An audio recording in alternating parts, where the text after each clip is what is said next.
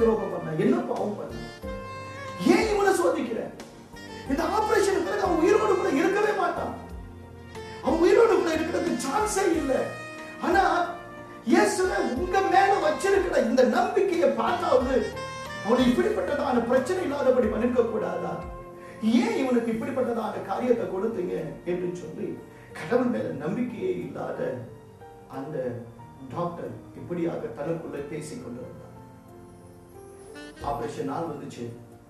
அந்த பையன் ரொம்ப சந்தோஷமா, டாக்டர் நான் ஏசப்பாவோடு கூட இருக்கிறேன், ஏசப்பா என் இருதயத்தில் தான் இருக்கிறாரு என்று சொல்லி, ஏசப்பா கடைசியில ஆபரேஷன் பண்ணும்போது நல்ல தையல் போட்டுருங்க அப்படின்னு சொன்ன. ஆபரேஷன் தியேட்டர்ல கொண்டு போகப்பட்டா, ஆபரேஷன் பண்ணாங்க. தையெல்லாம் போட்ட பிறகு அந்த பையனை கொண்டு வந்து விட்டுட்டாங்க. இறந்துருவான்னு எல்லாருமே எதிர்பார்த்தாங்க.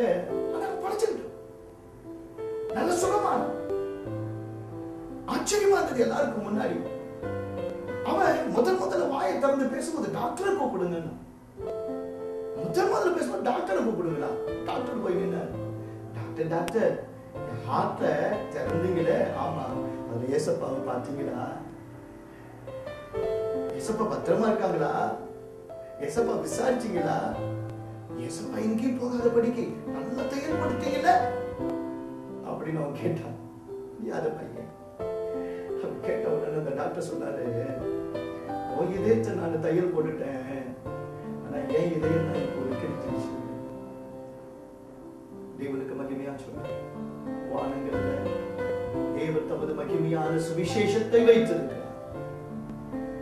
அவருடைய குமாரனாகிய இயேசு கிறிஸ்துவின் தியாகத்தை வானங்களிலே வரைந்து அதிலிருந்து மனிதனுக்கு அறிவு தரும்படியான வார்த்தைகளை தேவனாகிய கர்த்தர் அதில் வைத்து அநேக ஞானிகளுக்கு அதன் பெயர்களை வெளிப்படுத்தி அதில் உள்ள அர்த்தங்களை வெளிப்படுத்தி அதிலும் ரட்சிப்பின் மகிமையை வானங்களிலே வைத்து அந்த வானங்களில் வைத்த அந்த மகிமையை இந்த பூமிக்கு மனிதனுக்கு அதை காண்பிப்பதற்காக தமது குமாரனை அனுப்பி சிலுவையிலே அவர் மரித்து தியாகமாய் மரித்து அவர் கடைசி சொட்டு வரை தமது இரத்தத்தை சிந்தி நமக்கு கொடுத்த இந்த ரட்சிப்பை நீங்கள் பெற்றிருக்கிறீர்களா?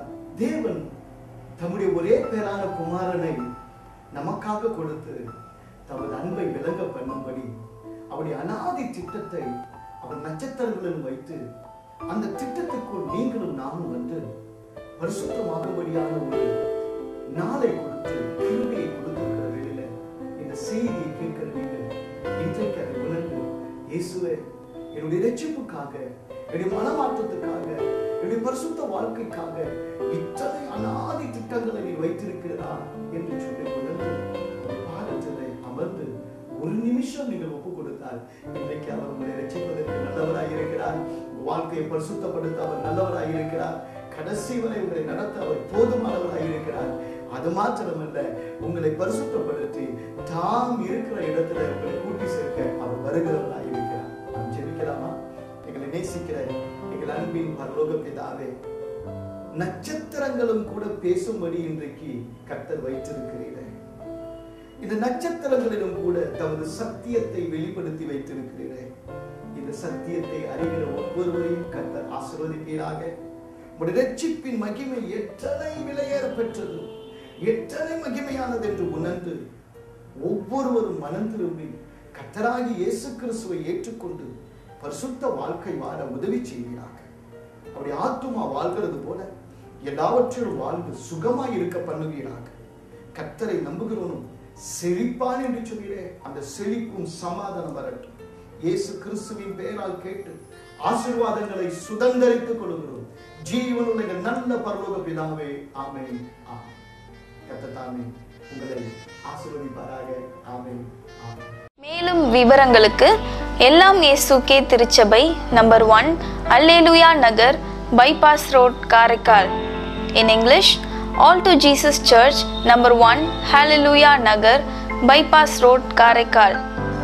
Our phone number 9940917534. May God bless you.